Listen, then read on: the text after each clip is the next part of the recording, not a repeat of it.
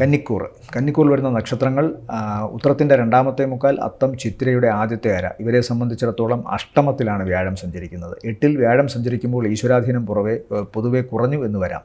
അപ്പോൾ ആ ഒരു അടിസ്ഥാനം മനസ്സിൽ കണ്ടുകൊണ്ട് വേണം ചന്ദ്രൻ്റെ നിലപാടുകളെയും ബാക്കിയുള്ള ഗ്രഹങ്ങളുടെ നിലപാടുകളെയും ചിന്തിക്കാൻ. ഇവിടെ ചന്ദ്രൻ ഇവർക്ക് തുടക്കത്തിലെ 1-1.5 ദിവസം 9-ലും, അത് കഴിഞ്ഞാൽ പിന്നെ 10-11 ഭാവങ്ങളിലും സഞ്ചരിക്കുന്നു. 10-11 ഭാവങ്ങളിൽ സഞ്ചരിക്കുന്ന മിക്ക ദിവസങ്ങളും ഇവർക്ക് ഗുണമായിട്ട് വരണം, സാമ്പത്തിക നേട്ടം ഉണ്ടാവണം.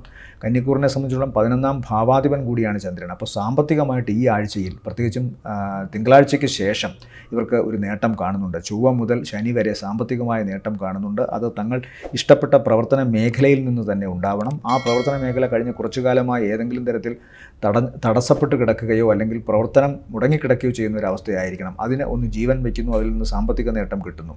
വിദേശവുമായി ബന്ധപ്പെട്ട യാത്രയോ വിദേശത്തു നിന്ന് പണം വരാനുള്ള സാധ്യതയോ ഉണ്ട്. അല്ലെങ്കിൽ വിദേശത്ത് ജീവിക്കുന്നവർ തങ്ങളുടെ അടുത്ത ബന്ധുക്കൾ ഇവരിൽ നിന്നൊക്കെ ഏതെങ്കിലും തരത്തിലുള്ള ആശ്വാസം സാമ്പത്തികമായോ സഹകരണത്തിൻ്റെ അടിസ്ഥാനത്തിലോ ലഭ്യമാകാനുള്ള സാധ്യത കാണുന്നു.